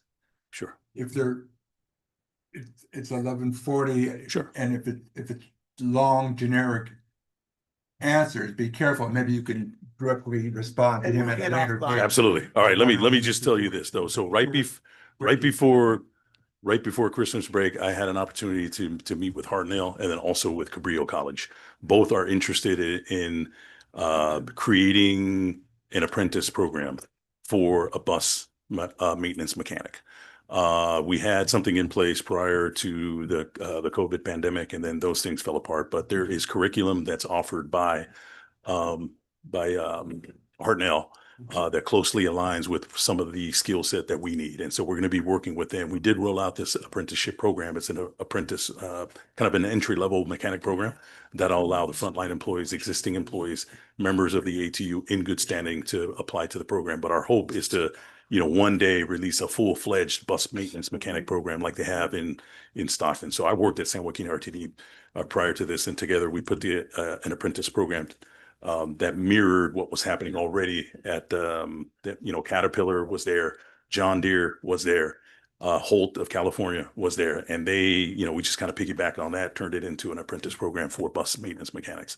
Anyways, we're looking at all those possibilities. We'll make sure to keep this board apprised on the opportunities and the help that we need and the guidance that we need. So yeah, I'll leave it at that. Let's ask some more questions, but if there's specific generated, you might want to ask. Shoot me an email and I'll get back to you. We can do that too. Unless it's something you feel that needs to be heard to the whole board, given to the whole board. And if there's any item on this that, like I'm making this up, finance, capital, marketing, maybe down the road, if it's that extremely important, you could agendize it as well. So if there's an area that has significant interest, it may take longer discussion versus a 25-minute discussion. So any other questions? Yes, sir. Just a quick suggestion for discussion for another day when we're out of time is just looking at our bus stop benches and our bus stop shelters and evaluating, are we utilizing them to promote our brand, market ourselves? I see what Santa Cruz Metro is doing. They put Santa Cruz Metro on top of other bus shelters. And when you pass by, you see the Santa Cruz Metro brand. I just think I don't see that happening much at our stops. Not on our shelters so much, Yeah. on our bus benches for sure, especially since we've turned them all blue. I've heard a lot of comments. People are noticing the All it takes is MST. bus stop. I don't see Monterey Salinas Transit on them at all. Okay, well, that's something discussion for another day. Yep, but actually, great suggestion. We'll take a look at it. I think that is a great suggestion. Yes, sir. I have a quick question. It won't take long, but it's about the IT, what was it called? Agentic AI? Agentic AI. I researched it and it said that it's gonna develop their own reason, so it's a comprehensive artificial intelligence that will develop solutions for the problems, right? And I think that's where it's trending. As I said, I think one of the things that's been very interesting about AI over the last 2 or 3 years is that we're now progressing past the excitement of this new technology that's gotten out there, and everybody wanted to have it and everybody wanted to adopt it, and quite frankly, nobody knew what to do with it. And now we're beginning to move into this world where you're starting to see these get put into buckets in a sense. They're getting narrowed down into categories of, well, this is what we specifically want to do with it. And I'm not, I'll be honest, I was a former English major. The choice of agenic probably wouldn't have been the word that I would have used for this. But it seems to be the one that people are sort of glomming around from the statement of what I would call focused AI, where it really has, as you pointed out, specific purpose. It's still AI. What they want to do is they still want it to learn and interpret and progress, but it would have, only 1 or 2 goals in mind of what it would be doing. So it's not quite like we're gonna lose the human part. It's particularly when it comes to customer service. Yeah, I have seen some experimentation in that area with customer service. I think it's like anything else. I think my recommendations as chief information officer, as we watch that technology closely, I still have concerns about pulling that human factor out of it. I don't think AI is a good replacement for people when there's a one-on-one conversation. Maybe it's just a thought, is bring it to the admin committee, and AI said to me. Yeah. That a new world down the road in the I'll be back. in March, April, May, August, September, maybe you could present a a overall. And I would be very happy to do that. It certainly is why I identified it as, kind of thing with what AI and what you're gonna do and yeah, so more detailed stuff at a yeah, subsequent meeting. yeah. 'Cause it's a whole new opportunity. I agree. And it's certainly one of the reasons why I've identified it as a top concern technologically, because I think we're rapidly moving into a world where even if you wanted to avoid it, you could not avoid it anymore. Okay, we're gonna ask a question here or two. Yeah, just Since thank I'm you here. very much. You can have a seat. Yeah. No, I'm Okay. I got a question for Different Lisa, person. Okay. real quick. First of all, for all the team that spoke, the executive, thank you very much for the information. I think all of us really appreciate that. On capital improvement projects, do you have just a yes or no answer? Is deferred maintenance program part of that capital improvement program? Yes, Norm actually handles our transit asset management plan. So we identify a whole number of things about, you know, what's reaching its useful life, how far along we are in trying to get those replacements and what have you. So we can present that at a future time. Okay, no Yeah. worries. The other question, I'm not sure who's gonna answer it, but all the buses that have videos, right? Yeah. Yeah. Are the videos shared with anybody? Can we get up? Yes and no. That's part of my department. So there's 9 cameras on each bus. It is not live, it's recorded. It's recorded, okay. It's recorded, and then we have to download the video. We download the video based on request of a customer service complaint, or if there is an accident or incident that requires us to. And then we have seen an uptick of attorneys making public information requests for video. And we have provided that. But what we do on an ongoing basis is probably on average, we get requests from the local jurisdiction PDs for videos, about on average 3 requests a week. The city that provides the most requests is Salinas. I mean, it's just the cities that request that. Correct. Okay. Okay, Yeah. thank you. Any other questions? Not so much a question, but just a remark how important it is for all of us to let our city public works or planning departments know that we need 11 feet. I'm happy to report that the city manager just let me know that one road that was reconstructed in Marina was planned to be only 9 foot for each lane. And now they will eliminate parking. It will be 12 feet for the road There we for go. vehicles.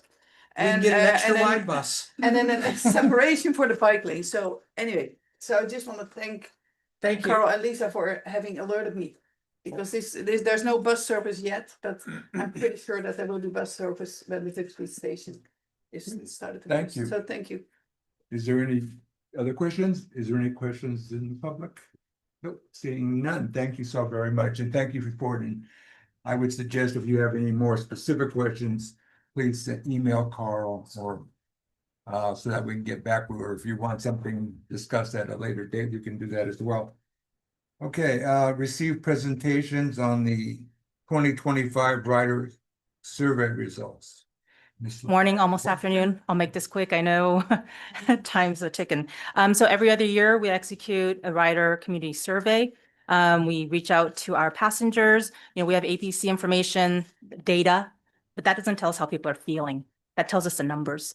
And we really want to make sure that we're on top of what our customers' needs are, what works for them, what doesn't work for them, whether it's how they pay, how they plan their trip, how many transfers they make. All that information we want to learn so we can continue to get better. This year we work with Zelo International Group, our consultant, who was out at the transit locations, onboard buses conducting these surveys. So with that, I will turn it over to Mila Zelo, and she should be on. Hello. Unmute. Okay, here we go. Hello, my name is Milena Zelo, and we've been working with Equio through, let me turn this video on. Hello. And I just wanted to say thank you so much for everything you've done, Ikuya. You've been such an amazing partner. I also wanted to say that I saw firsthand the professionalism and dedication of the bus drivers and the customer service. Your customers, your riders were very polite, welcoming, and excited to participate in the survey. We got over 650. Surpassing the original 500 that was required to make the data valid, therefore making the data that you'll see even more statistically valid. So next page, please. Ask for the turn. He's just doing that right now. Yeah, that's what that's why you just walk back to her. Table of contents, just a little bit about the methodology, and then we'll spend a little bit more time on key takeaways. You might want to talk louder or turn your mic louder. It's really challenging for some of the board members to hear what you're saying, and I'm sure it's. I have it all the way at the end. So can you hear it a little bit better now? I'll try to keep it closer to my Better? Is that any the better? computer. No, a little more. Sorry, folks. All right, next page, please. Okay, methodology, next page. Okay, so we went through an entire survey design, preparation, sampling, and collection of the data quality assurance, as well as the data analysis and reporting. Next page, please. The key takeaways. Next page. Okay, service needs and rider satisfaction. So one of the questions was, how long have you been an MST passenger riders? And data showed that over 32% of those that responded have been with MST for less than a year, which is a 14% increase from the 2023, reflecting MST's commitment to engaging its ridership base.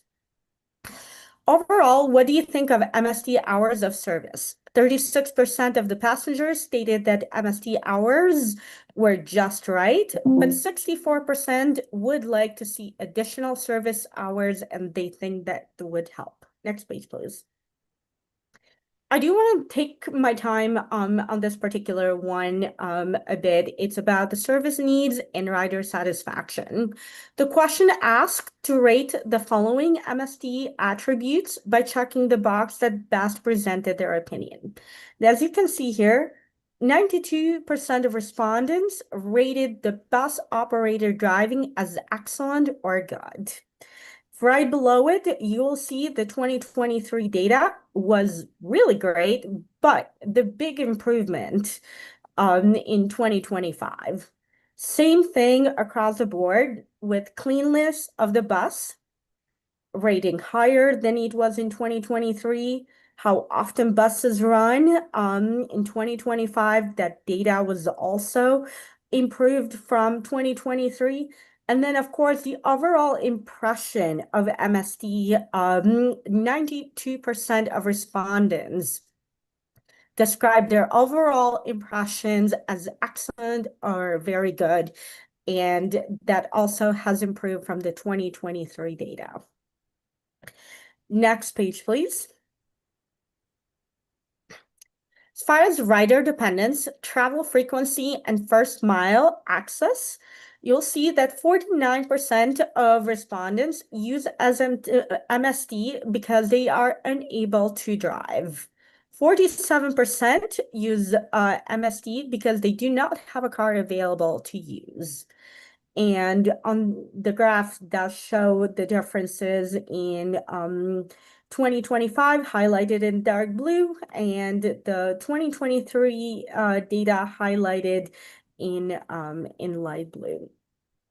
As far as how many days a week the riders typically ride MST, you'll see that 91% of riders use it twice a week or more.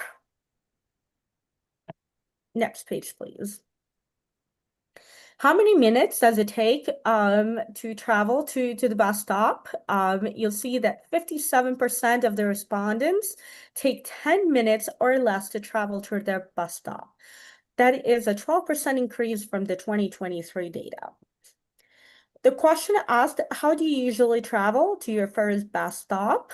And 84% of the respondents walk. Next page, please. The trip purpose, transfers, and alternatives. 48% of the respondents use the bus to go to and from work. 48% of them use it for shopping and things like groceries, clothes, etc. And then 29% of them use it to get to and from school. So that's college, universities. In the charts below, you'll see the highlighted 25 versus 23 data, which were very similar. We did get a huge increase on college students that participated in the survey this year, so the data significantly shows that. Next page, please. For question 12, how many buses do you usually ride to complete your trip for one way? 51% of the respondents typically ride 2 buses to complete their trip one way. When it comes to how would you rate your trip if how would you make your trip if the bus was not available? We found that the MST remains a crucial, reliable, and accessible to riders, reinforcing that 20% of the respondents who would not have made the trip otherwise. Next page, please. As far as environmental priorities, the data shows that 59% of the respondents, to them, it's very important that MST operates zero-emission buses to reduce greenhouse emissions. Next page, please. Fair payment methods and accessibility. When it comes to how they usually pay for the ride when it's not for free, the majority of individuals said that they paid cash, and that's an 11% increase in respondents that use college university pass to pay for their ride, reflecting the MST's effort to attract students to the transit service. So, question 16. Did you know you can use Tap to Ride to pay for the fare with a contactless credit, debit card, or mobile device? You'll see a huge increase from 2023 data showing that 68% of individuals now know. Next page, please. If MST stopped accepting cash for fare payment on board, then the majority of them would ride the same amount. That's 48%. And 16% say they would ride more, with 26% saying less, and 10% said that they would find a different ride altogether. For question 18, do you know MST's fares capping policy, which is the 2-hour daily, weekly, monthly?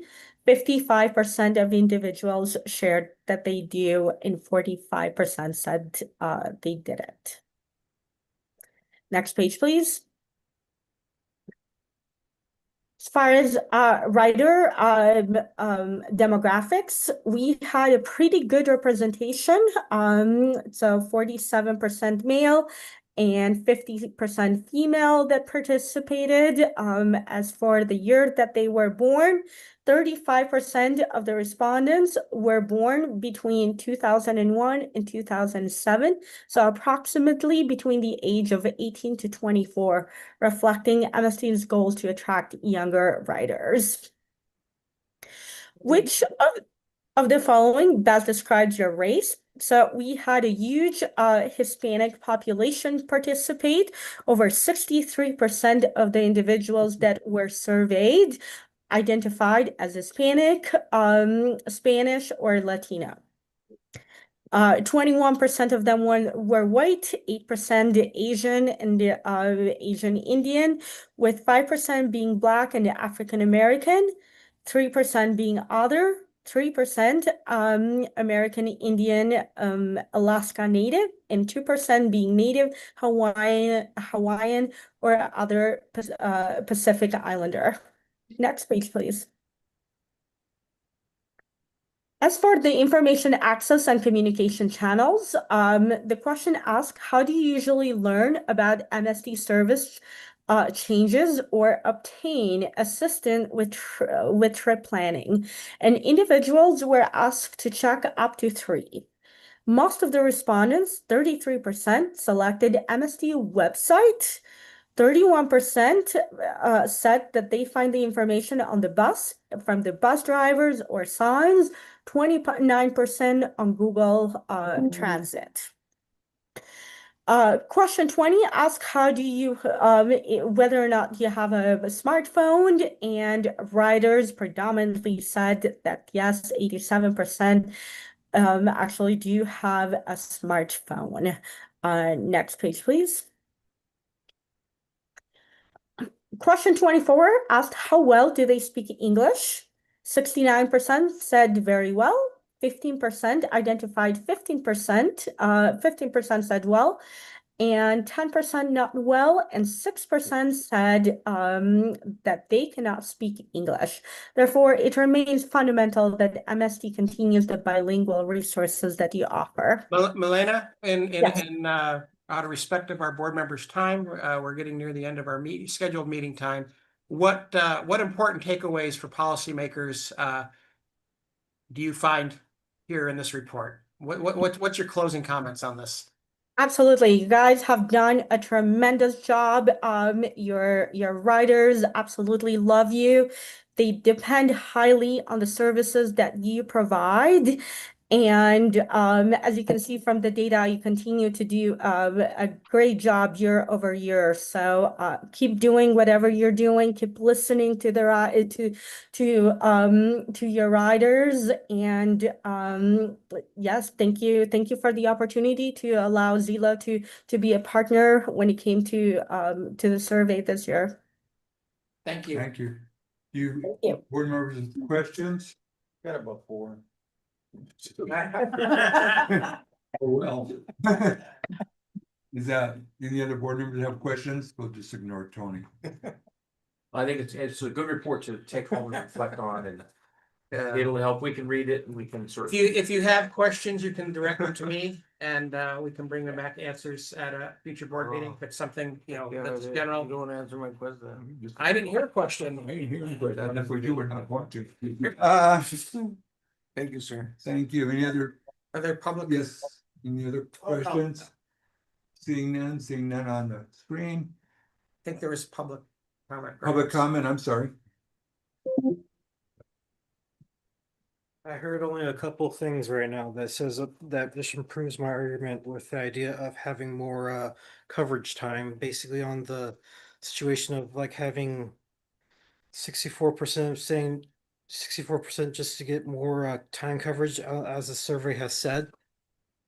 And also I heard a couple other things with talking about with the planning argument to talk about coverage and the stagnation of ridership to take a risk and say, can we add a daily schedule to the 20, 23, and 59? And in this case, I was also going to show you something else that might be surprising. How many people don't have phones with a Google Wallet on it? Because like the Hartnell, CSUMB, and PC, almost every other UC has the capability to put your student ID onto here, and you can just tap and you're good to go. It's a quick idea for like the I'm trying to leave too. So for yeah, and it's also called Tap to Pay does work, but with the wallet it has a glitch on it sometimes, which is scary. So yeah, and I'm gonna leave this argument to say, can we just increase the time coverage and have the 20, 23, and 59 be a daily schedule? Because during holidays and the weekends, it's abysmal. People are driving cars more than taking the bus on the weekends. And I suggest that when the during construction of the Surf Busway, can we increase the frequency while it's being built? Please? Thank you. Thank you so very much, and I know staff will get back with you to have a discussion regarding some of your ideas and suggestions. We appreciate your comments. Is there anybody else in the public? I'm Nancy Amadeo. I live in the city of Marina and am a senior. I'll be 74 next month. My husband is a disabled senior. Neither one of us use the bus. We're both able to drive now, but I can only drive during the day. I cannot see to drive at night. There are a lot of seniors like me who are eliminated from being able to do activities, especially during the winter, even just going to see a movie or going to out to dinner, and they can't do it because they might be able to get there with their car, but they can't get home with their car. They're like me, they can't drive at night. And I feel like this survey would have had a much bigger impact if you'd reached out to that aging population, not through current ridership, because you already do that, but visit our senior centers and talk to them about why they don't use the bus yet and what would make them more likely to use the bus in the future. There are many of us that would think, wow, this is a great opportunity if we weren't afraid to walk at night.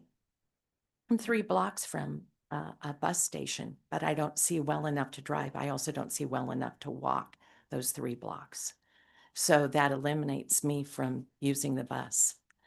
So, you know, those kinds of questions are really important to seniors, and I hope you do that in your next survey. Thank you so very much, Nancy. Really appreciate you being here. And I'm sure staff will get back with you, and some of the ideas are very valuable. There is a second part of this survey that wasn't ready for distribution, where we do talk to non-riders, people who don't ride the bus. I don't know that we went to senior centers though. So that is an excellent idea. Kuyo, any idea? Oh, we did go to some senior centers. So we will have those results of the non-rider survey available maybe next month, or yeah, we'll get the non-rider survey results. We had difficulty getting participation, frankly. So we're trying to get the number to get a statistically valid sample to you. We didn't have that ready for this presentation. Thank you. Thank you. Okay. Going to no more questions. Good.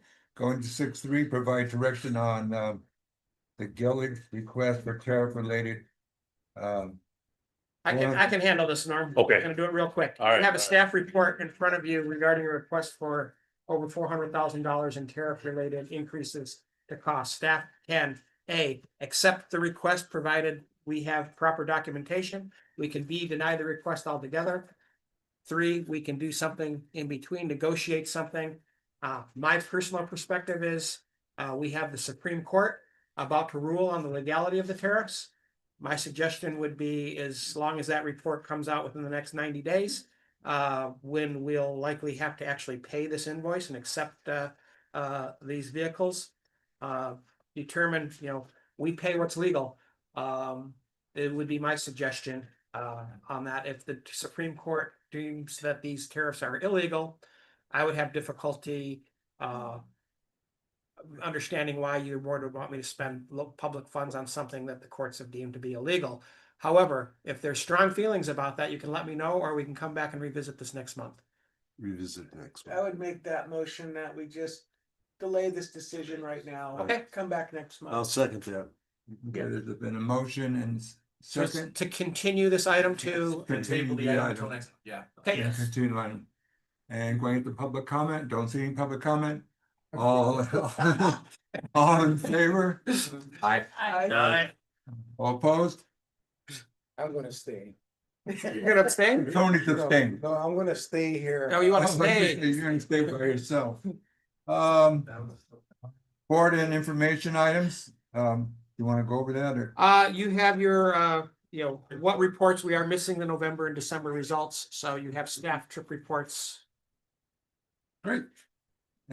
Board reports, comments and referrals? It's going twice, don't see any of that, so everything's good on that, no attachments. Okay.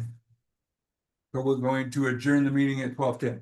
Thank you. Thank you. Thank you. Sorry for the audio. We'll work on, I don't know what